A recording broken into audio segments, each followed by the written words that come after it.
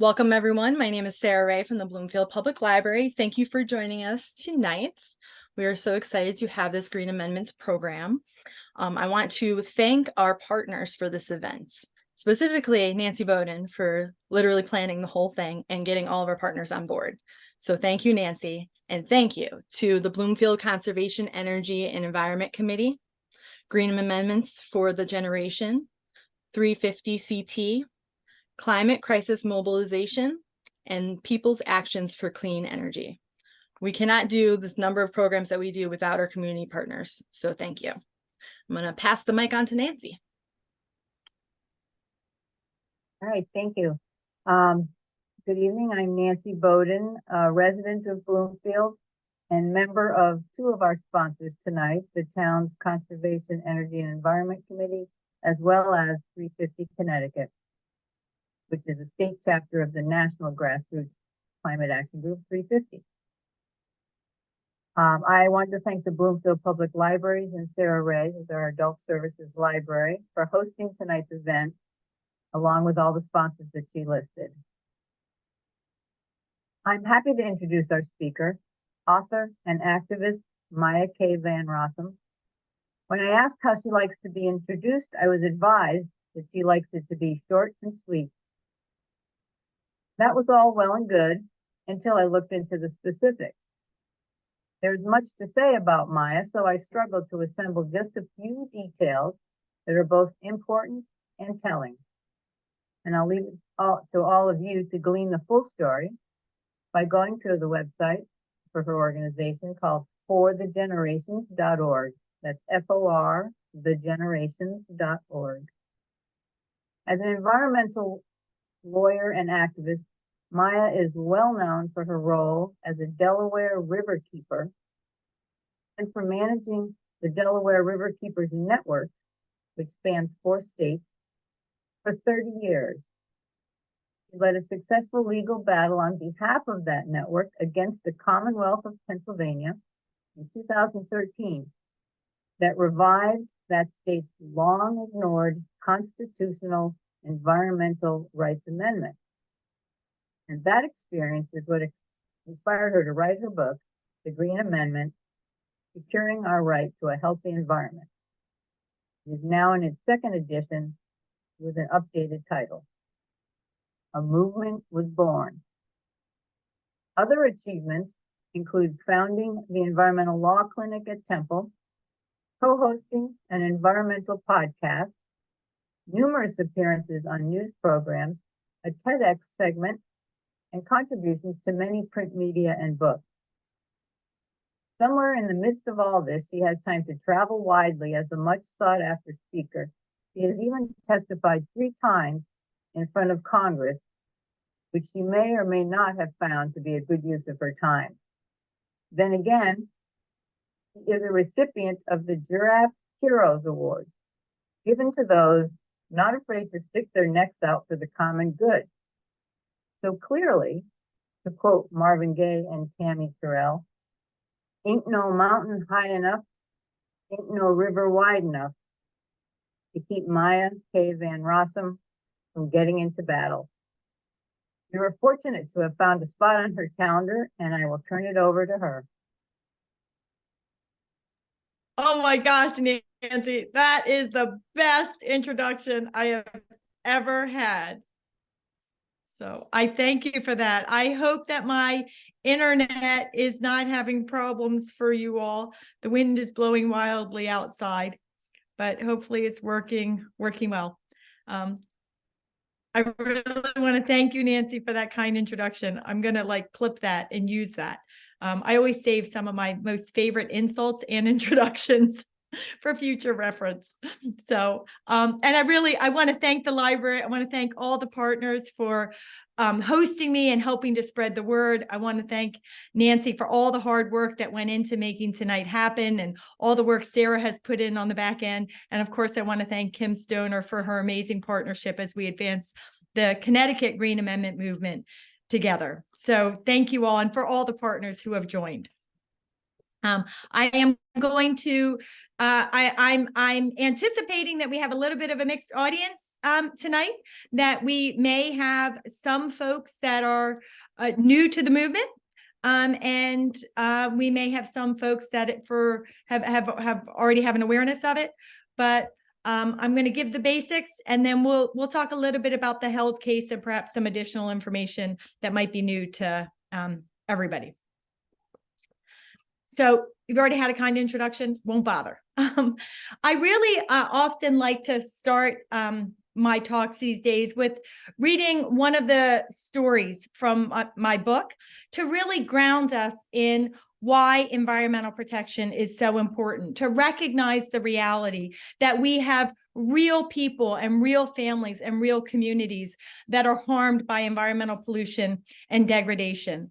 And that really helps demonstrate why we need a transformational path forward when it comes to environmental protection. So this is a story from the chapter of my new book, or the second edition, titled Ending Environmental Racism. And I call this Gina's story. This is just a segment of it. So we're sort of dipping into the middle of Gina's story. Next was Gina's house, where she lived with her mother. Gina was sick constantly, experiencing frequent gastrointestinal issues and hair loss that left her with permanent bald spots. Gina's daughter had been born with an extra ear, but no one had endured greater suffering or paid a higher price for Mount Air's callously destructive pollution and actions than Gina's son, Kiwanis. Like Gina, Kiwanis had been born with asthma. His case was particularly severe. When your asthma is at its worst, it's like somebody put a plastic bag over your head and just pulled on a string and cut off all your air circulation, says Gina. He really suffered. He just suffered. When Kiwanis left Millsboro for a year to attend school, his condition seemed to improve significantly. But then he came home, and his asthma was once again a daily source of hardship. He struggled to keep it under control. On March 5th, 2014, Gina got a frantic phone call. While hanging out in a house full of friends, Kiwanis had suffered an extremely severe asthma attack. They were calling an ambulance. She needed to drive immediately to the hospital. By the time Gina arrived, Kiwanis had passed away. He was just 24 years old. Now, that is a story that comes from the state of Delaware, but the truth is, it could have come from the state of Connecticut. It could have come from any state across our nation. There are so many sad, impactful stories like this that, sadly, I could have drawn from. And when people hear stories like that of Gina and Kiwanis, they always ask this question, how is it possible? How is it possible that communities across the United States of America are suffering so deeply because of environmental pollution and degradation? Don't we have a right? Don't we actually have a right here in the United States of America to clean water and clean air and a healthy environment? And the fact of the matter is, we have all kinds of rights here in the United States of America. We have a right to free speech and freedom of religion. We have private property rights. We have the right to bear arms. But we actually do not have environmental rights. No matter what you've heard at an environmental protest here or an environmental press conference there, or a politician saying we have a right to clean water and clean air, the fact of the matter is we don't. We may hold that right in our hearts, in our minds. We may believe that it may be a human right, but if it's not enforceable, we don't actually have that right in a meaningful way. Instead, what we have here in the United States of America is a system of laws, a system of environmental protection laws, a system of laws that actually is focused on legalizing environmental pollution, degradation, and harm. It is not a system of laws that is focused on prevention of pollution and degradation and harm. The fact of the matter is, if you go to the right agencies and get the right permits, you can spew pollution into the air, into the water, you can fill in a wetlands, you can decimate a species, and it's all perfectly legal. We have a system of environmental laws here in the United States of America filled with gaps and loopholes, industrial operations and emerging toxic contaminants that evade any regulation at all because they are literally written out of the laws that are in place, or there is an intentional gap in the law that fails to address them at all. Many of you may have been reading about and hearing about PFAS chemicals or forever chemicals, this man-made family of toxic chemicals that is literally just invaded our environments and people's bodies and our drinking water supplies. Well, the fact of the matter is PFAS and these forever chemicals have been allowed to invade our environments and our communities so readily because of an absence of law for most of the history of that dangerous chemical. This is a system of laws and governance where environmental racism is literally built in. Communities of color, indigenous communities, low-income communities do not suffer disproportionately from higher levels of environmental pollution, degradation, and harm by accident, right? They don't suffer greater levels of harm in spite of the environmental laws we have in place. They actually suffer higher levels of harm because of the environmental laws we have in place, because of how they have been intentionally written and implemented and enforced or not enforced. It's a system of laws and governance where children are literally an afterthought, and where industry has greater access to the levers of power than the rest of us. And in the final analysis, when it comes to deciding how much protection we get and whether or not we get any protection at all, the legislators, our state legislators, our federal legislators tend to have the final say. And so as a result, we have communities across our nation that are drinking contaminated water, breathing polluted air. We have species of all kinds that are suffering. And of course, we are facing a climate crisis. And this is a system of laws that, as a result, where we have real people and real families that are literally losing their lives. In the case of Kiwanis, he literally lost his life, but there are others suffering in many, many ways, right? They're losing the quality of their lives. They're losing their economic vitality. They're losing their physical health, so they can't fully appreciate and enjoy their lives. One way or another, they're being impacted. And so we can see by looking what's actually happening on the ground and by reflecting on how our system of laws and governance actually operates, we can see that when it comes to environmental protection, we really need transformational change here in the United States of America. And that's what green amendments are. And that's what the green amendment movement is. Green amendments bring the transformational change we need to secure true, meaningful, powerful environmental protection here in the United States of America. With green amendments in our state constitutions and hopefully ultimately in our federal constitution, and that is the end goal of our green amendments movement, every single state constitution across our nation and ultimately at the federal level getting this highest constitutional recognition and protection. With green amendments, what we literally do is we lift up our rights to pure water, clean air, a stable climate, and healthy environment. So they are given the same highest constitutional recognition and protection as all those other fundamental rights we hold dear, like the right to free speech, like the right to freedom of religion. We all know how powerfully those rights are protected because they are recognized and protected to the highest level in our state and federal constitutions. Well, with green amendments in place, we now give that highest constitutional and legal protection and enforceability to our environmental rights. Now, I want to be clear, not every environmental rights amendment is a green amendment.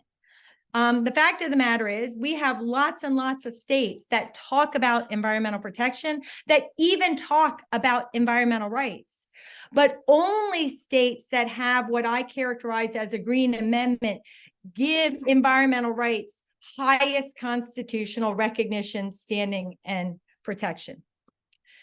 To have a green amendment, there are key criteria that you have to meet. And I'm not going to run through them all. That's actually a different version of the talk.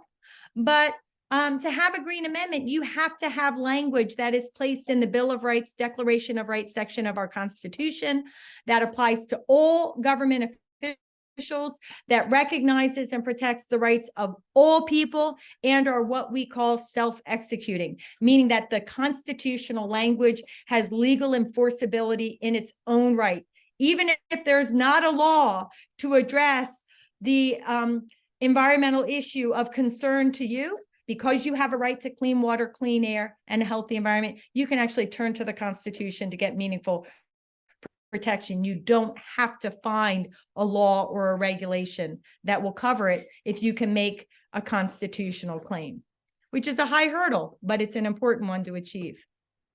When we get green amendments, we empower our environmental protection laws here in the United States of America, and we also empower our people in really powerful and meaningful ways. Legally, what we do is, as I've already mentioned, we lift up environmental rights and we place them on par with those other human, civil, and political rights we hold dear. All those other fundamental rights are recognized as inalienable rights in the Bill of Rights section of our state and federal Constitution. And as a result, they are the rights that we, the people, have said to our government officials when we wrote our constitutions. We said to them, listen, government, here's our Constitution. We're giving you permission to govern over us. But when you implement that governance, there are these fundamental rights in the Bill of Rights section of our Constitution that we are retaining unto ourselves and making clear to you that when you govern, you may not overreach and infringe on these fundamental rights that we've identified.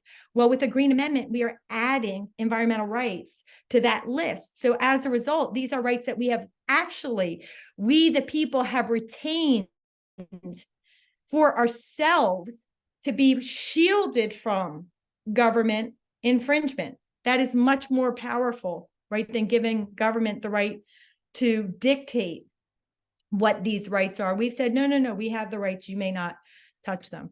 When we have green amendments in place, all government officials at every level of government, from the local town council to the state legislature to the governor's office, all the regulatory agencies in between are constitutionally obligated to protect the environmental rights of all the people in the state. And they have to protect those rights equitably.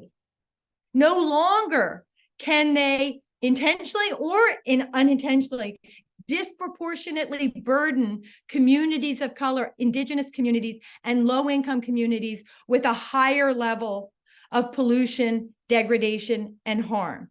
If we can demonstrate that communities continue to experience high environmental racism, to continue to experience that higher level of impact and harm, then we potentially have a constitutional question when we have a green amendment in place. It's really powerful. With properly written and framed green amendments, we can ensure protection, not just for the generations who are here today, but for the generations yet to come. And that's not just pretty language. That's not just a pretty concept. What we've actually proven in the Commonwealth of Pennsylvania, one of our 3 Green Amendment states, where we have an obligation to protect the state's natural resources for present and future generations, we've proven in a court of law that that obligation to protect future generations is substantive and is meaningful and is enforceable. When we have green amendments in place, long ignored issues can be addressed. I already have mentioned environmental justice a couple of times, but also climate justice can be achieved because we now can demonstrate that we, the people, have a right to a safe and stable climate. And if that right is being infringed upon and that infringement rises to the constitutional level, we can turn to our Green Amendment to get some protection. So lots of issues that have evaded legal regulation, right, can now be addressed through Green Amendment protections. When we have green amendments, now all of the laws that are already on the books in our states are strengthened, right? And they're strengthened. They don't just go away. We don't just displace them. They're all there. All the things that talk about clean water and clean air to one degree or another, those laws remain on the books. But now those laws are interpreted through the lens of environmental rights. How can we interpret and apply and enforce these laws so that they serve that obligation of government now to protect people's environmental rights? So the weak interpretations that so often communities have suffered from when it comes to these laws, or weak enforcement actions, right, weak implementation, well, now a lot of that can be addressed because there's now this obligation to ensure those laws are being utilized to help advance environmental rights and constitutional protection. We also have a foundation for new protections. So when our good government officials see that there's a problem, that there's a gap in the law or a loophole or something that's creating harm, well, now they can say, look, the people of my state have a right to pure water and clean air and a healthy environment. We need this new law or regulation to cover an issue that's not yet addressed. And it really provides powerful foundation and, frankly, powerful inspiration for good government officials who want to do better. And we can also fill the gaps when we have a green amendment. So if there is an absence of law, like I alluded to earlier, we can turn to the constitutional right to clean water, clean air, a stable climate, and a healthy environment to fill the gap. So I've already mentioned that man-made family of chemicals known as PFAS or forever chemicals. And as I said, PFAS was allowed to be manufactured and used in ways. PFAS is what we find in stain-resistant clothing and stain-resistant carpeting, right? It's the Teflon pans, right? Slippery pans. It's what makes popcorn bags, traditional popcorn bags and fast food wrappers slippery.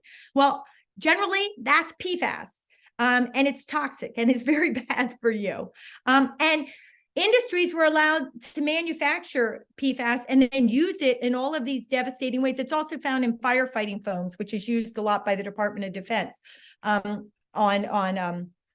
army bases and the like. Anyway, so PFAS, because there was no regulation governing its manufacture and its use, it was literally allowed to be used in ways that allowed it to just proliferate throughout the environment. There was an absence of environmental protection laws and regulations. Well, if we had had constitutional, living, breathing, enforceable constitutional green amendments at the time that when PFAS was being utilized and manufactured in these ways in different states, well, maybe the people of those states could have turned to their right to clean water, to healthy environments, to seek and secure meaningful government action to address PFAS before it became a problem, before it proliferated our bodies and our environments and caused so much.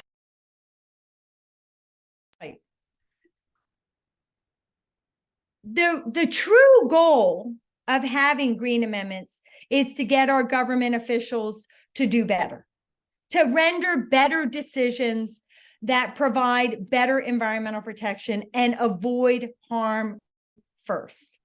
That's the true benefit of green amendments. But the reality is, when our government officials get it wrong and our environmental rights are infringed upon and our natural resources are sacrificed to these dangerous and devastating levels, well, when we have a green amendment, we, the people, can turn to the courts to try to vindicate our right to a clean, safe, and healthy environment. Like I said, you don't have to find a law that gives you permission to go into court because you have a constitutional entitlement that you are seeking to enforce. But as I said earlier, it's not just about the law. We don't just transform the way the law works. We also empower people and empower activists, because now when activists are coming forth to advocate for the environments that they love, that are so essential for their communities and their families, they are not just fighting for the people and the earth that they love. They are literally fighting for a constitutional right. And here in the United States of America, whether people agree with you or disagree with you, when they are fighting for a constitutional right, they view you differently. There is a higher level of respect that is provided. People do listen more earnestly and firmly, trying to hear what is the entitlement that's being infringed upon. When communities raise a claim that their constitutional right is being infringed upon, government officials pay more attention, because guess what? Those government officials are responsible for protecting those rights. And they know darn well if there is proof of an infringement, they're the ones that are on the hooks. So no longer when activists come forward and are advocating about the environment and environmental protection, do we see state legislators and town council members sitting up on the decision-making day as just fold their arms and sit back and roll their eyes as the environmentalists speak. No. Now they start to pay more attention because they literally are on the hooks. And all those reporters that ignored all of us for all that time when we were advocating to do something right and good, well, they pay more attention too, because it isn't just about the environment, which, by the way, that should be enough to get their attention, but it is now also about the Constitution. And that seems to pique the interest of reporters much more so than people who are literally fighting for their lives and the environments they love, right, wrong, or otherwise. That's the reality of it. So, it really is transformational. And so it changes the way the world views activists, but it also changes the way activists feel about themselves. So often when many of us go up to advocate, right, people sit in the back of the room and they catcall, oh, you're a tree lover, you're a tree hugger, you're a fish lover, you hate people, you're trying to kill jobs, right? So, and you as an activist, you sit there and you feel bad because your friends and your neighbors are saying these things about you, or some stranger in the back of the room, more likely, that you don't know. But if you have a green amendment, right, it gives a greater sense of entitlement, because now you are fighting for the environment you love, but you are also fighting for a constitutional right. And that understanding and that reality really does give people a greater internal fortitude and strength that they need to embolden them to go forth in their advocacy and not be kowtowed by the naysayers in the back of the room. I've seen it happen all the time, and it's really incredibly powerful. Now, the Green Amendment movement, our goal is to get a Green Amendment in every single state constitution across our nation and ultimately at the federal level. But the movement is starting with the states and with state leadership. And that's because here in the United States of America, states have a tremendous level of power when it comes to environmental protection, but so too does the federal government, right? So we need green amendments that hold state government officials accountable and federal government officials accountable. But the fact of the matter is, if we were to turn right now today to seek and secure a federal green amendment, we would lose. And we all know that. And that is not just because of the state of the politics of the day, but because so many people don't know about this or have not thought about this idea that they have a right to free speech and freedom of religion, but they don't actually have a right to clean water and clean air, those critical essentials of life. And they don't understand how having that kind of constitutional protection can bring transformational change. So we need to educate people. I've been doing this for nearly 10 years now. I've been advocating for this Green Amendment movement, and more people are becoming aware, right, because of that work and the work of others, but still so many people just haven't thought about it. So we need to get everybody on board, understanding why this is a powerful and important pathway for protection. Only when they understand will they be ready to support the idea of a federal amendment. What better way to build the movement to ultimately get a federal green amendment that will hold our Congress, our president, our EPA, all of our regulatory agencies accountable to protect environmental rights at the federal level, than to go into people's own communities and their own states where they really truly have so much power to bring forward and to seek and secure successfully a constitutional green amendment, than to actually do it in their states, right? So we are going state by state by state. State constitutions are amended all the time, with great regularity. It doesn't mean it's super simple. It's a higher hurdle, but it happens with regularity. So it's really accessible. So we're going into the states, we're educating, we're organizing, we're inspiring people to seek and secure constitutional green amendments. And as they're going through the process of learning about this pathway and undertaking that work, they are learning about how and why they need a state green amendment, but also a federal green amendment. So my hope is in about the next 5 years, we will have so much successful activism at the state level that we'll be ready to pursue a federal amendment. Legislators are a really critical part of many of our Green Amendment efforts, because the amendment goes through the legislative process first, and then it goes to the people. But the people are key. The people are our lead activists who are making sure that those legislators understand that they need to undertake this pathway for protection and are actually the ones doing the real work to make it happen. And we also have in the state of Florida, and actually, Jim, if you saw me on the chat, I was saying, hey, is that Jim from our Florida Green Amendment movement called the Florida Right to Clean Water? And it is. In Florida, our Green Amendment movement is advancing by citizen initiative. So the legislators are totally out of it. And we have people like Jim who are getting organized, and they're getting petition signatures necessary to actually get the amendment placed immediately before the people and bypass the legislature altogether. No matter what pathway you go down to secure your Green Amendment, the people are the key leaders in this movement. Everybody, not just organizations, every kind of person in every kind of community. The Green Amendment movement really is accomplishing, powerful progress. At this point, we have 3 Green Amendments. When I founded this movement, only 2 states had Green Amendments, Pennsylvania and Montana. But just about 2 years ago, we secured a Green Amendment in the state of New York, and it's already helping advance powerful change. But we also have Green Amendment proposals in 15 other states, among them the state of Connecticut, where most of you are from. But you can see we're from coast to coast. States of all kinds of political persuasions and all kinds of backgrounds are being inspired by this powerful Green Amendment movement. Now, usually people ask the question, does it really make a difference at some point or another? So I'm just going to anticipate that question and answer it. Does it really make a difference? Yes, it does. Our most recent example that has captured the attention of so many people is the Held v. Montana case, where 16 youth plaintiffs challenged Montana state government on constitutional grounds, claiming that a law that the state had passed that prohibited state government officials from considering the climate crisis when they were undertaking government action, that prohibition was resulting in a constitutional violation that needed to be overturned. This case, I already said, the case was in June, was the subject of a 6.5-day in-person trial. And again, it was challenging this aspect of the Montana Environmental Policy Act that again prohibits consideration of the climate. And just on August 14th, there was a really powerful decision that was released by the judge, Judge Seeley, at the trial court level in the state of Montana.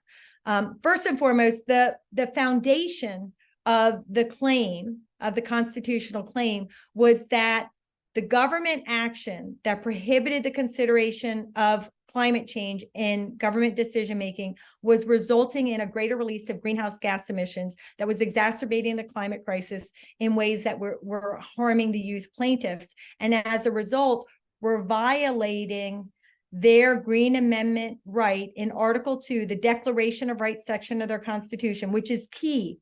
That's the one of the key criteria of a Green Amendment is that it's, again, I think I mentioned this earlier, that it's in the Declaration or Bill of Rights section of the Constitution. So we see that here with Montana's language.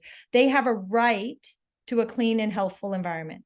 And so this case was about proving that not only was the climate crisis being exacerbated by state government action, and that as a result, the 16 youth plaintiffs were being harmed, but that the right to a safe climate was part of the entitlement to a clean and healthful environment.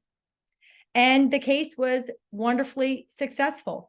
The court did rule on August 14th that a clean and healthful environment includes the right to a safe climate, that the 16 youth plaintiffs and others in Montana are in fact being injured by the state's failure to consider greenhouse gas emissions and by its perpetuation and growth of dirty fossil fuels. And that as a result, the laws that were allowing this to happen were in fact unconstitutional.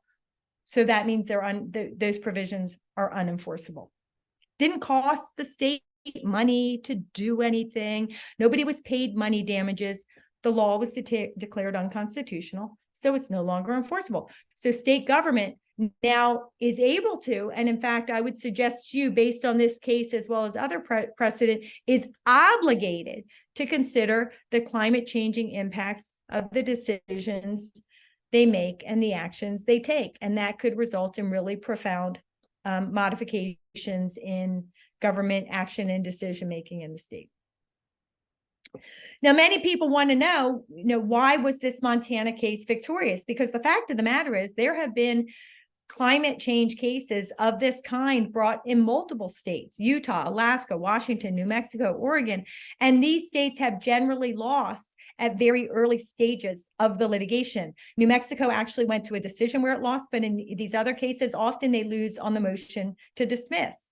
The thing that was different about Montana, why Montana was victorious, is Montana has a Green Amendment that recognizes the right to a clean and healthful environment as being an enforceable entitlement of the people, given that highest constitutional standing. In other states, there either is no language about environmental rights, or there is language and that those rights are declared just to be a policy statement, which is unenforceable advice, or there's language and the language specifically says the people have environmental rights as defined by the state legislature.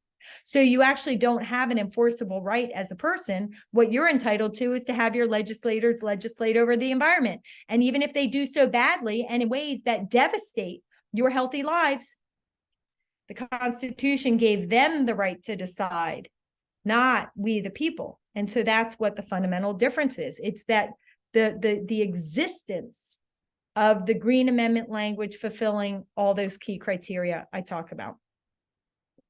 So what does this Green Amendment victory mean for other states? Well, it really is demonstrating the power of having a Green Amendment versus just other kinds of language. It's really serving as an inspiration for those states where we have Green Amendment movements already advancing. It's re-inspiring them to see the power of this pathway and to sort of redouble their efforts. For states that are not already part of our Green Amendment movement, I'm getting calls, more and more calls saying, hey, how do I make it happen here? The case also, though, makes clear the importance of being explicit about what we're trying to protect. You'll note in Montana's language, it's the right to a clean and healthful environment, right? That's broad language, that's powerful and important.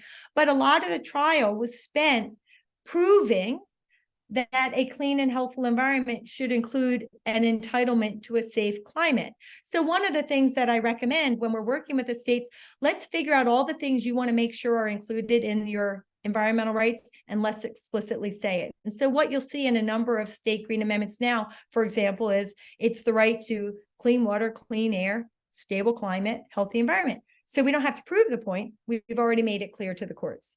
And it will serve as persuasive precedent as more and more Green Amendments get passed and what it means for the Constitution. But I want to make clear that this is the first time that we have a court decision explicitly speaking to the climate as an environmental right. But it's not our first Green Amendment victory. Green Amendments that have existed in Pennsylvania, as well as Montana, and now New York, have been used in other powerful ways to prevent the expansion of the fracking industry in the Commonwealth of Pennsylvania in devastating ways, to protect communities and environments from industrial gold mining operations, to save last remaining spaces of green in urbanizing communities, and to protect old growth forests from being lost to development, to protect drinking water supplies from contamination of all kinds, to secure the cleanup of long ignored toxic sites.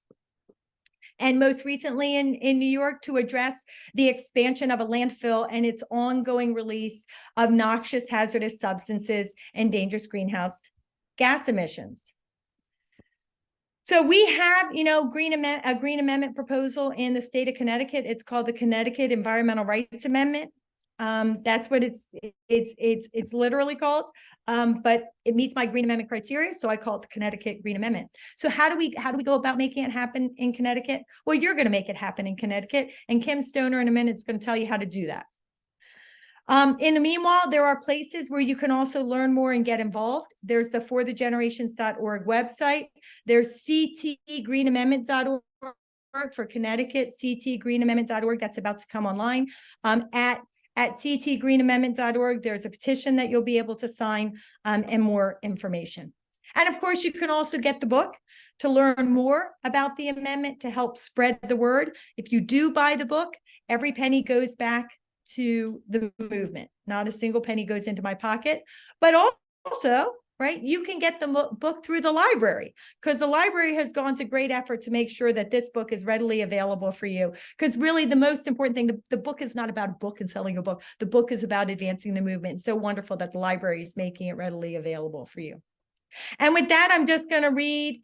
I'm going to finish with one final sentiment that I like to read from the book to end the story, to just also give you a flavor of some of the kinds of ways I write about this in the book. No matter where you happen to live, I'm here to say that you should dramatically raise your expectations when it comes to the environment. You have a right to pure water, clean air, a stable climate, and healthy environments.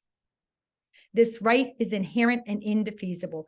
It belongs to you. Many politicians rail against entitlements and dismiss millennials as an entitled generation, but they've got it wrong. Entitlement is not a dirty word. It's a recognition of rights. And make no mistake, when it comes to the environment, you are entitled. So with that, I will stop my share and hand over the podium. Thank you, Maya. Let me pin Kim on here. Go ahead, Kim. Okay. All right. Thank you so much, Maya. And thank you also to Nancy for organizing this, and to Sarah for working in the background. So where we are now in Connecticut is, as Maya said, we call the proposed amendment the Connecticut Environmental Rights Amendment, but it was developed in consultation with Maya. And so it fits all of her checklist of all the important aspects that it needs to have to be a green amendment. So it is the Connecticut Green Amendment. And so that was proposed in the state legislature in this past session by Representative Mary Mashinsky. It had 8 co-sponsors, and it had a public hearing, and then it didn't get any farther in the legislature in the last session. The co-chairs of the environment did not bring it to a vote. So, but we were very excited to get it introduced, to get co-sponsors, to get a public hearing, and to get 42 organizations who have signed on in support of this Connecticut Environmental Rights Amendment. All kinds of organizations, so lots of environmental organizations, faith groups, the League of Women Voters, watershed groups, groups like Trout Unlimited. Several of the sponsors of this have signed on as well. So this has been really a great start. As you may know from the early voting amendment to the Constitution that was just passed, it takes quite a while to get an amendment to the Constitution through in Connecticut. So first we have to get we have to have it come to a vote in the legislature. And then we have to have it pass. If it passes with at least 75% of the vote in both houses, then it goes to a referendum of the people. If it passes with less than 75% in both houses, then it goes to the next session of the legislature, and then it gets voted on again. And hopefully at that point it passes, and then it goes to a referendum. So, so this is not a trivial process. As Maya said, it's a hump to get over, but it's much less of a hump than trying to get an amendment into the US Constitution. So we have an active group who are organizing our efforts. We are talking to legislators over the next few months about what the best strategy will be for the 2024 session. So we intend to arrange for this to be introduced again. And we reviewed all the language again with Maya and with Professor Joseph McDougald of the UConn School of Law to make sure that we have the best language to put forward. And so what people can do now is I put my contact information in the chat. If you want to be involved and informed, send me your name and your email address, and we'll put you on the list of activists, and we will keep you informed as we move forward and give you opportunities to speak to your legislators, to sign petitions, to testify when we have another public hearing, and to move this forward so that it goes through the legislature and then ultimately goes to a vote of the people of Connecticut. I think that's what I have to say for now, and we'll do the question and answers at this point. So we're asking people to put the questions in the chat. And we have some questions and we have some really helpful comments that are kind of questions. So, Nancy makes the observation, which I sort of referred to as well, that often when people go to rallies, they hear about, clean water, clean air, a livable environment as being human rights. And that maybe we need to raise awareness that they're not legally enforceable. And I agree with you 100%. And that's really what I try to do in the book and explain how and why it's not enforceable, because people are told all the time they have these rights. But it's one thing to have a human right, but it's another thing to make it meaningful and enforceable. And again, that's what a Green Amendment does. So I agree, we need to raise that awareness. And we need to transform it, because the truth is you do have an inalienable human right that you were born with to clean water and clean air, a stable climate and healthy environments. But what happens is through that constitutional language and that granting of authority to government to govern over us, we give it over to them to decide whether or not and to what degree the government will protect that right. But when we pass the Green Amendment, like I say, we reserve our inalienable human rights unto ourselves, and we tell government, we are not giving you the power to infringe upon them. We're doing exactly the opposite. We're keeping them unto ourselves, and we're making clear you may not infringe upon them unless you can meet certain key demonstrations, like if you are infringing on them, that there's a compelling state interest, right? Like you're trying to protect the community as a whole from some sort of evil or ill that will result, and that you as government have done everything you can to minimize the level of infringement on the right. But other than that, hands off. There's a question about whether or not, we see models in other countries. We do see other countries that talk about environmental rights, that talk about environmental dignity, that talk about rights of nature. And broadly speaking, and I do talk about it a little bit in one section of the book, talking to one of the top experts in the nation that I have the honor of being good friends with, James May. He really talks about how this one anti-fracking case that I, in my role as a Delaware Riverkeeper and my Delaware Riverkeeper Network organization brought, where we breathed legal life into Pennsylvania's Green Amendment that had been ignored for 42 years. That is actually the most powerful decision worldwide when it comes to environmental rights, and that other nations look to our victory to inform what they're doing. But that being said, we do see a lot of language, and the language in these other countries suffers the same fate as the language in the different states in the United States of America. For the most part, they are written and applied in a way that doesn't actually create an enforceable entitlement of the people. It gives the power to the government.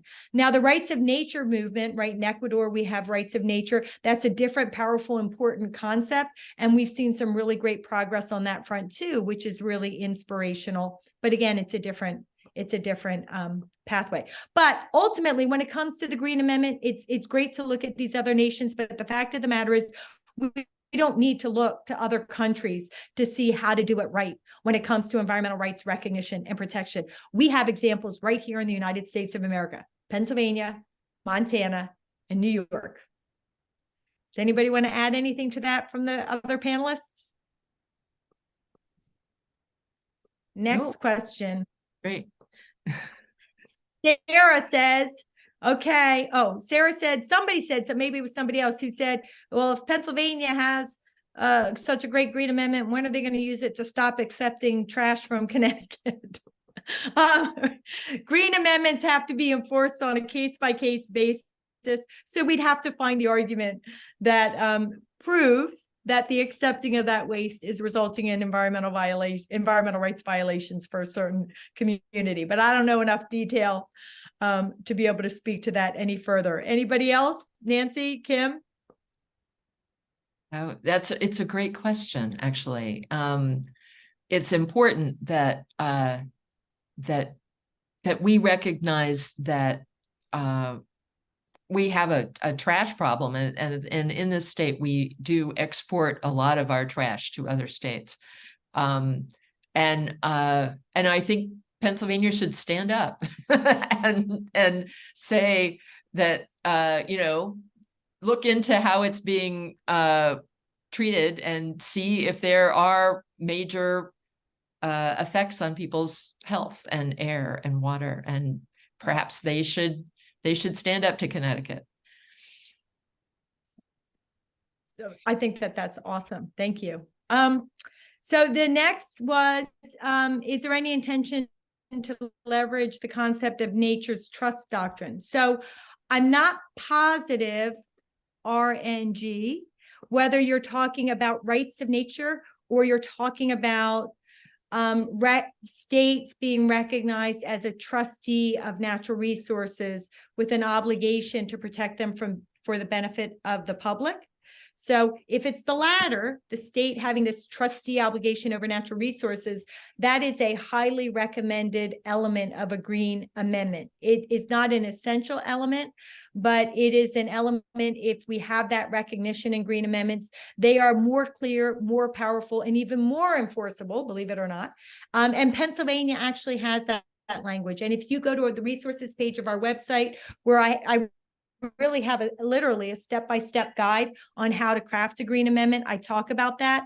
Also, if you go to ctgreenamendment.org, when that website is fully final and up, right now it's just a page, but the website itself should be up within the week, you'll see a document that also speaks to the value of that concept.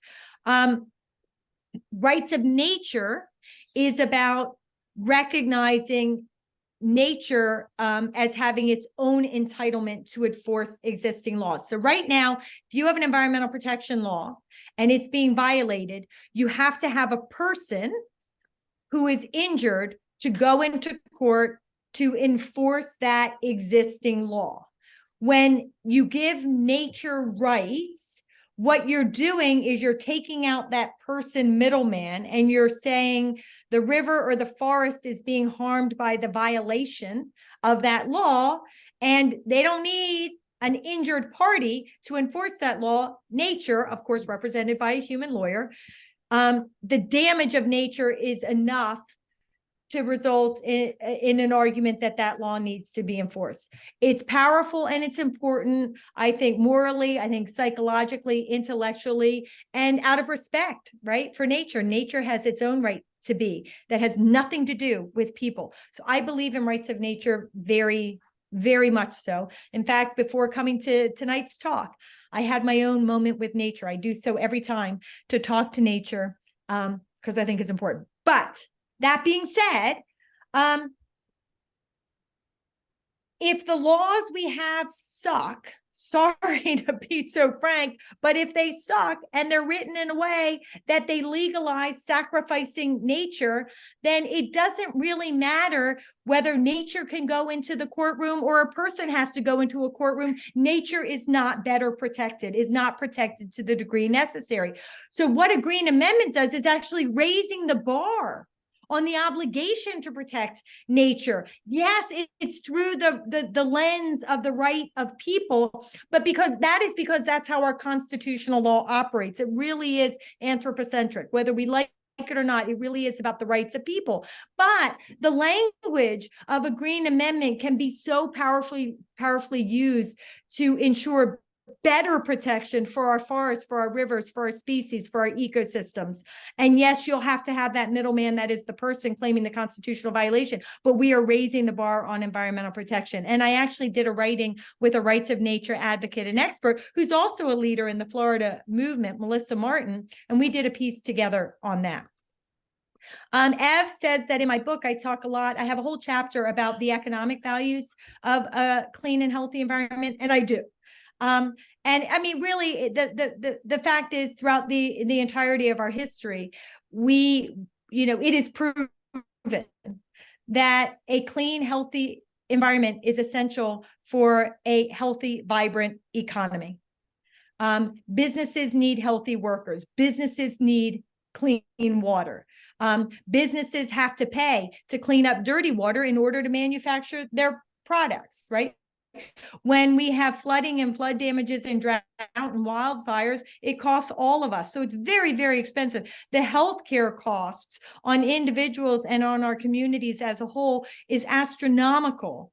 Healthcare costs related to pollution and degradation. And so time and time again throughout our history, we can prove, it is proven, that when we better protect our environment, we actually better protect our local, state, and national economy. But I'm actually I just had a piece, a reporter had called me about a piece talking about this subject as it relates to Green Amendments. And so I just put in the chat a link to a piece that just was published today that kind of speaks to that issue that might be also of interest if you're not going to go to the library and get a copy of the book or go buy the book, either way. And while I'm looking, Kim, did you want to add something to that? No, I think that's good. Yeah. Looks like Joan is here from New Jersey. Yes, we have a Green Amendment proposal in the state of New Jersey as well. One of the things I want to talk about is in terms of our Green Amendment movements, we get so much. People and attorneys and activists really see the power of this pathway forward, as well as progressive legislators. Funders are a problem.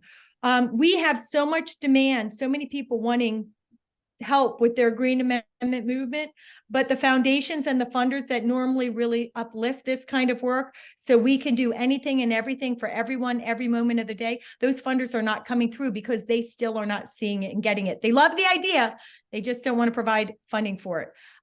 So we have that problem on one side, which really is a harmful limitation because we do have so many people actively engaged in this, and organizations, our local grassroots organizations that, like Green Amendments for the Generations, need resources to make the movements happen. So we need foundations to recognize the power of this pathway, and also donors to make their contributions of their time and also their money. But the other hurdle that we have is we also have legislators abusing the legislative process to prevent Green Amendments from advancing. And New Jersey is a perfect example. In the state of New Jersey, we literally have over half of the New Jersey legislature, are co-sponsors of the New Jersey Green Amendment. 10 Republicans are on board with the New Jersey Green Amendment. And the only reason why that amendment has not made any progress in the last 4 years is because leaders in the Democratic Party, this is not a partisan issue. This is not Republican versus Democrat. There are as many bad actors on the environment in the Democratic Party as the Republican Party. In this instance, it's the Democrats have refused to grant the Green Amendment a hearing at the committee level. If you can't get a hearing, the people don't get to testify. They are robbed of their voice. If the people don't get to testify, don't get a hearing, the legislators don't vote. If the legislators don't vote in support of a Green Amendment, it can't pass through the legislative process.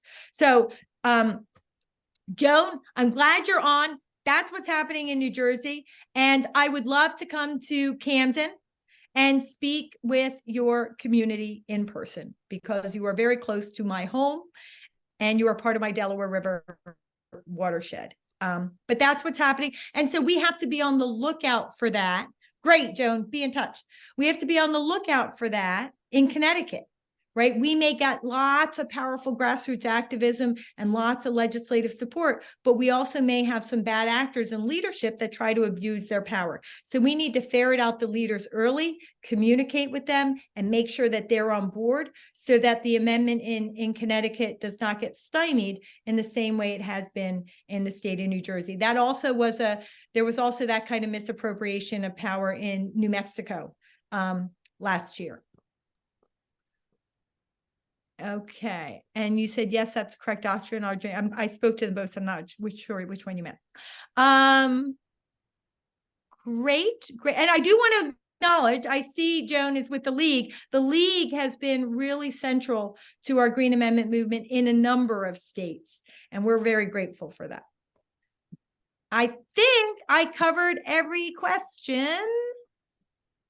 Anybody see any that I missed? Any additional questions?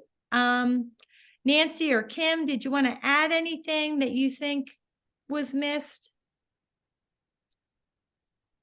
Did you address Louise Washer's question that the Montana case might make it more difficult to pass the amendment in Connecticut? I would think that that would be a general question too in lots of states. Oh, great. Yeah, go ahead. And then I'll add my 2 cents too. Yeah, so it's when we were proposing it last spring, oftentimes there would be like 2 contradictory arguments against it. So one argument would be we already have all these rights. We don't, we have good statutes. We don't have anything actually in our Constitution about environmental rights in Connecticut, but we have some good statutes. So people already have these rights. So this amendment would not do anything. So I would get that argument. And then the other argument that I would get is this amendment is going to change everything, and nobody will be able to build anything, nobody will be able to do anything anymore. It will just completely shut down the state. So either people said it will do nothing or it will do everything. So I think that this case makes it clear that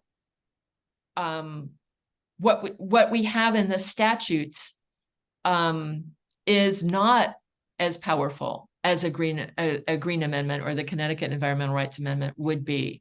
That it does mean that if the legislators in the future pass bad laws or fail to enforce the laws that they've passed, that in fact there will be the potential for people to be able to overturn those laws, because that's what happened in Montana. And so I think that is going to be a challenge for legislators to realize that this is going to be something that will watch over them and will make sure that they are not infringing on people's rights.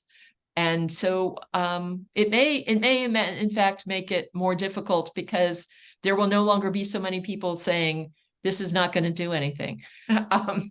So I'd be interested to hear what Maya says, because I think that's going to be an issue in all of the 15 states she's working in. Yeah. So it certainly is something that we see and speak to, and there are a couple of ways to answer it. And I think what Kim said was very helpful, and she's right? We do. It depends, who's the messenger, and they have these 2 extremes. And then they also have the ridiculous extreme in the middle, which is you shouldn't have a green amendment because it will have unintended consequences. Could you please tell me what those are? I don't know, but they apparently they mean the sky's going to fall. Anyway, I think that they mean good things. But the way thinking about that question, and thanks for highlighting that, Kim, because I did miss it, and it's a great question, Louise. So first off, and we're gonna, I'm going to give you a lot of ideas, but when we do our Green Amendment trainings, and when I, come with you to lobby, or when we do this together, or you do it on your own, of course, you're going to be in the moment. You're going to have to figure out what answer is the right answer for that moment and the person with whom you're speaking. But I'm just going to give you frank statements. So one thing is, the truth is that the only litigation that any government official should be concerned about is frivolous litigation that has been inappropriately brought in order to harass government or some other party. The fact of the matter, and they should not be concerned about meaningful substantive litigation, because if there is a meaningful substantive case that has been brought forth where people are expressing concern about their ability to access water free of cancer-causing agents, or to ensure that environmental racism is not sacrificing more kids in Black and brown communities, to ensure that there is not so much pollution emitting from an industrial operation that when people are taking a breath of air, they're falling down on the ground, suffering from an asthma attack or a heart attack or a stroke. If lawsuits are being brought forth to address those kinds of serious issues of concern, then it means there's a real problem and the laws are failing. And it is a good thing that communities have a Green Amendment to protect themselves, but also empower government to have the additional authority it needs to do what it is right to protect those people, because it means that the laws that are being enforced as written are failing one community or another, or failing to address one situation or another. You cannot write a law that will imagine and address every single context. So a Green Amendment helps ensure that when a law fundamentally fails in a given situation, that the people have this higher power to turn to. And the people can turn to it, but the truth is, it's also giving government the opportunity and the tool they need to do better by their constituents in their communities. Either that unconstitutional law goes away, or because of the right to clean water or clean air, or whatever is at issue, those government officials who are otherwise being forced by existing law to do something harmful now can turn to the Constitution to do something proactive and better. So it's actually empowering for good government officials. And that's one of the things I talk about, is I always say good government officials, because every government official wants to think that they're a good government official, right? So use that kind of terminology. But when we look at the lawsuits that have been brought, right, like you just don't want lawsuits that harass. If it's a lawsuit that's going to address a serious issue, a significant concern, it's a good thing we have a Green Amendment. And good government officials should be happy for that. When it comes to lawsuits, zero, can you see the zero? Zero frivolous lawsuits based on Green Amendments in the Green Amendment states. Number one. Number two, the number of cases that are making it into the courts, there are cases that are being addressed at lower administrative levels, but the number of cases that are making it into the courts in Green Amendment states, less than 10 a year. Less than 10 a year. So we do not see this onslaught we see no frivolous litigation, and we do not see an onslaught of litigation writ large. That's number 2 or 3. But another thing that's really important to point out to government is when you also want to point out that argument about the Green Amendment being a foundation for governments to do better, right? To render better decisions. So sort of that avoids litigation. When they're more thoughtful and mindful and protective of the environment at earlier stages of governance, when it's easier to make a modification that can fix an environmental problem before it happens, government officials actually avoid litigation and save money. And so does industry, by the way. and then the other thing is when we actually look at the lawsuits that are being brought and we look at the plaintiffs, yes, sometimes the plaintiffs are individuals, communities, and environmental organizations, but often the plaintiffs are municipal government officials, state government officials who are themselves trying to protect their own authority. Some of the key cases that have been brought in the Commonwealth of Pennsylvania has been in response to situations where the state legislature has passed laws that have forced local government officials to do things that are harmful to their constituents, so harmful that it rises to a constitutional infringement. But in forcing them to undertake that action, they are stripping those municipalities of their own legal local authority.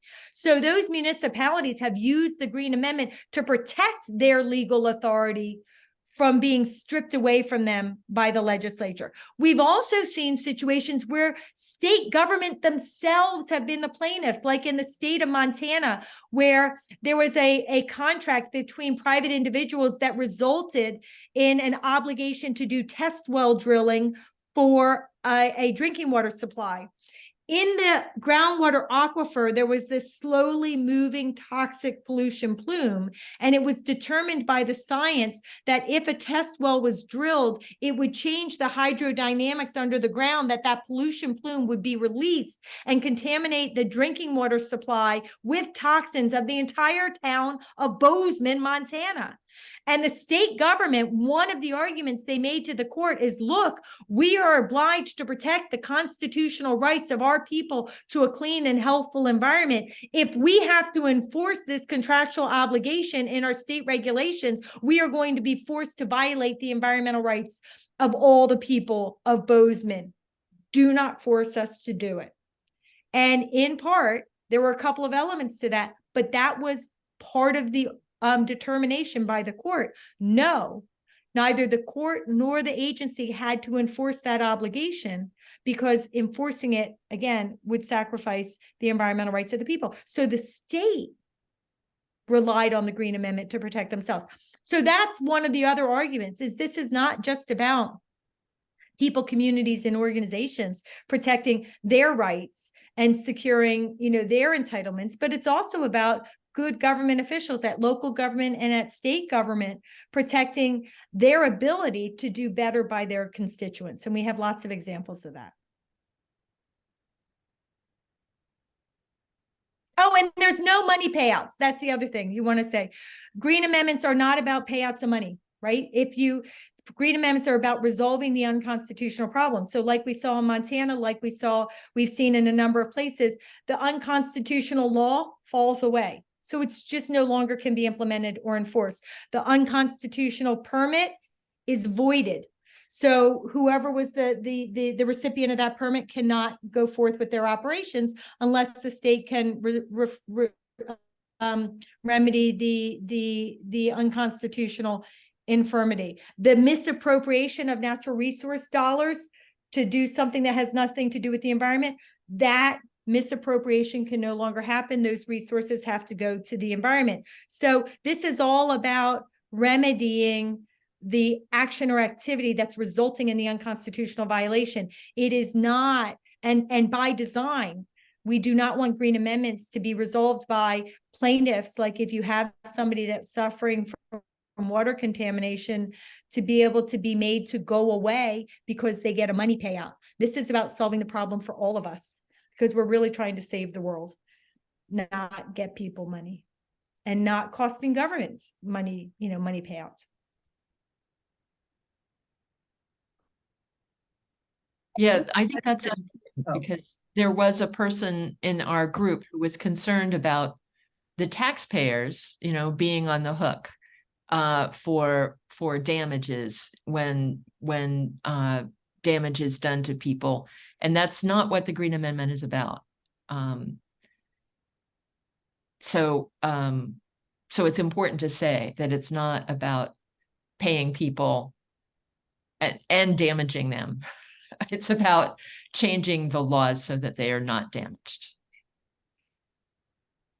So we have a question from Jean asking about, has industry and government within the 3 states that have green amendments done anything to address climate change issues within their state? Well, certainly different states have done different things. The question is how a green amendment can come into that interplay. And you have to have a specific action or activity that you're challenging that you say is rising to the constitutional level.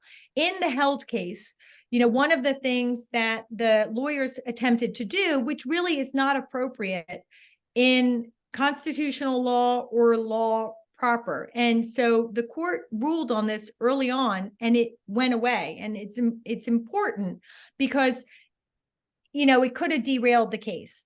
One of the things the plaintiff said is, we want you to say that what's happening in the state is unconstitutional. This law, this prohibition on considering climate change is unconstitutional. And we want you to instruct the state that they must do A, B, and C to address the climate crisis. And we want you, the court, to maintain jurisdiction over this case until the state can prove that A, B, and C has been done. The thing is, that piece of the claim is really asking the court to put themselves into the shoes of the legislators or the regulators. And that's not what courts do. That is inappropriate. The legislators have their job, right? The executive branch has their job and the judiciary has their job. And the judiciary's job in the constitutional context is to identify when there's a constitutional problem. And if they identify a constitutional problem, to say this is unconstitutional, legislators, regulators, governor, whomever, go fix it.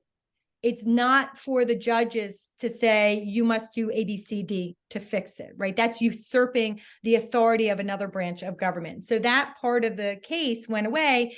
And it was good that the judge let that go away, but still maintained the rest of the case. But she could have ruled differently. So, that was just reaffirmation for something, that I always say about green amendments, right? That the remedy is about the judges looking at whether or not there's a constitutional infirmity, not trying to take authority from other branches of government or, paying people off to go away. And so when we look at New York and Pennsylvania or Montana, in that climate context, we have to be looking at specific actions or activities that we're challenging.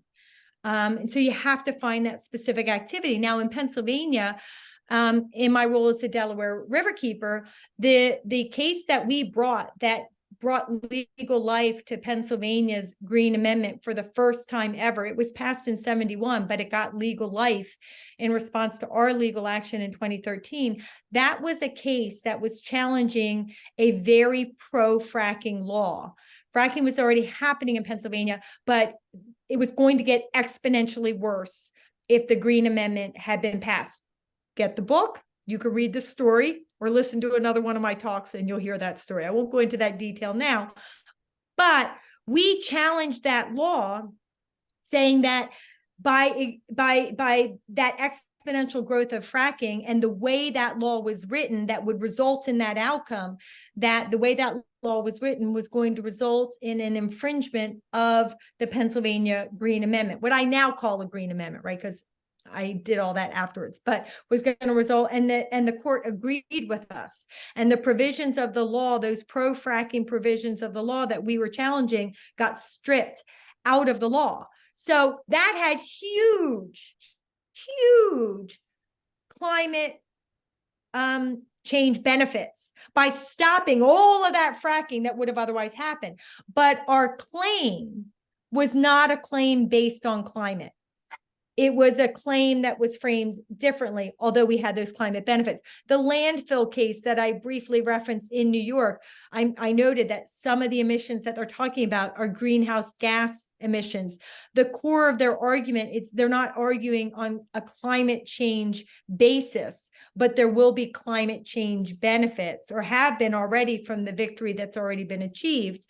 Hopefully it'll be upheld as it goes forward. So you don't always have to have an argument that specifically brings in climate or climate change or the climate crisis to have immense benefits for the climate through a Green Amendment legal challenge. It's all the proper framing and strategy. And sometimes the climate's not going to be your best argument, but it will be a great recipient of a victory.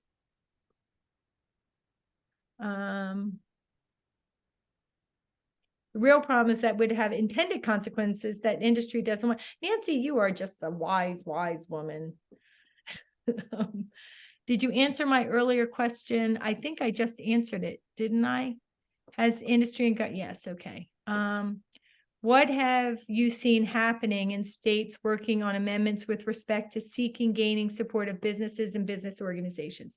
So, every state where a green amendment effort is advancing, the language and the movement is unique to that state, and that is by design. The people of Connecticut may not like, nor embrace, nor want to advance the language that's advancing in New Jersey or New Mexico or any other state, right? We have to make sure that the language that's advanced is representative of the goals and the priorities of that state and our Green Amendment champions in that state. So to develop the language, we work with the leaders in that state, whether it's legislative leaders or grassroots leaders. It's different in every state. And the grassroots and organizing strategy is also defined by the leaders within that state. So that's number one. In some states, there has been, like Maine, there has been a real effort to prioritize outreach to businesses with varying levels of success. And they have great sign-on. They have this great sign-on letter strategy where they have a letter for grandparents and for children and for parents and for businesses and for teachers and for union people. And whatever is your, however you define yourself, you can go on and sign like a specific letter for that category of person. It's really quite cool and a great, interesting way to engage different people from different walks of life. And one of their letters is about businesses. And so they last year started to really advance that. So we are seeing some of that. And we just started this year for National Green Amendment Day, which, by the way, is every year on July 13th. And we do special programming all day long. Mark your calendars for next year. But we actually have, are trying to put forth an effort now as well to identify businesses that would be supportive of the Green Amendment movement. So if you go to forthegenerations.org, on one of the action drop-down menus, there's a way that if you own a business, you can go sign on in support of the Green Amendment, a really brief, short statement in support that I think is pretty compelling. Or you can print out information, whether it's a letter to be signed physically or a way to get to an online letter where you could go to businesses in your community to encourage them to sign on in support of the Green Amendment concept. The organizations get recognized on our website, and then, of course, whatever state those businesses are from, we go back to the Green Amendment movement from that state and say, XYZ businesses from your state have signed on in support of the, and then we try to bring what's happening on from the national movement effort, always bringing it back to the state effort, because this is all about connection and all of us working collaboratively and collectively, not at odds with one another. We don't want competition. We just want partnership, because we're really just trying to save the world. Yeah, and in that connection, I would like to say that Maya has been really a wonderful partner to work with, and also her staff, like Molly. That Maya came up to Connecticut in April and spoke several different times around the state, including a couple of times in New Haven, where I live. And she drops into our organizing meetings and we discuss how we're going to go forward. And And I, from the beginning, have been amazed that how much time Maya spends with us in Connecticut, given that she's working on this in like 15 states. So she's been very generous with her time and with her staff support. And so it's really been wonderful working with her. Oh, that's very kind. It's a joy to work with you all. Thank you. Ev, who is part of that organizing team that Kim just talked about, says one of the more absurd objections we hear was citizens could sue citizens under Green Amendment provisions. 100% wrong. Green amendments, properly framed and written, are about government action.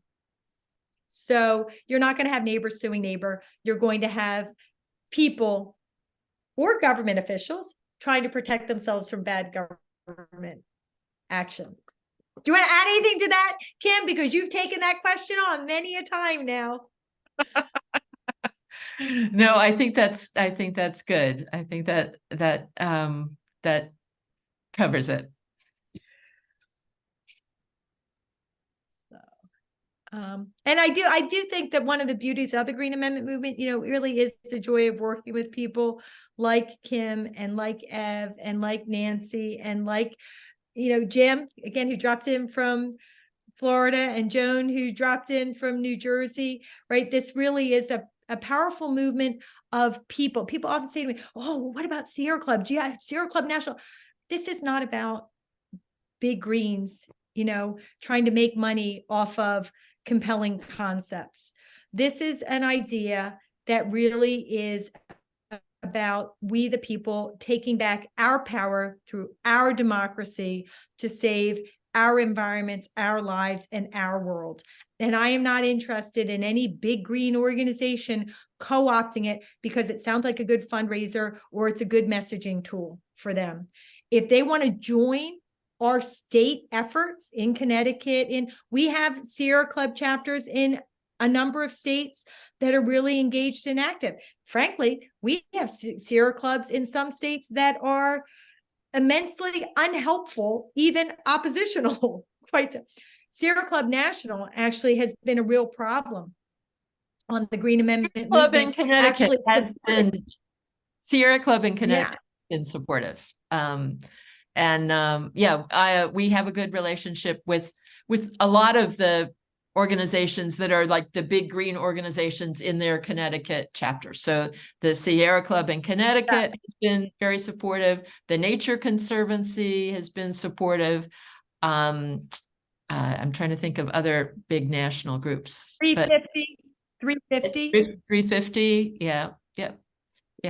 So, and that's the thing, and that's the way it works, is in the Green Amendment movement, it's about the people in the states. And so if bigger organizations, Earth Justice has been very engaged in some states and not in others. NRDC has been very engaged in one state, but not others. So that's what it's about. It's about the people in the states leading the way and we invite others to join the effort, but we don't invite them to sort of co-opt it for other reasons, right? Again, this is really about we the people saving our earth. And we need to maintain that power in that local structure. So it is leaders like Kim and Ev and Joan and Jim and Nancy that are deciding what is best for their state based on being the people that actually live there and have to lead this effort and live with it. All right. I think we caught up to everything in the chat. I think so.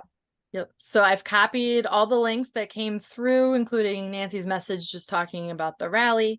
I'm going to email everybody the YouTube link for this recording tonight or tomorrow morning. I'm going to tell everybody in Connecticut how to get a copy of the Green Amendment at the libraries. I copied the discount code that Molly posted earlier if you'd like to buy a copy. We also have it as an ebook available through the library. So I just want to check with Nancy to see if she had any last words before we shut down.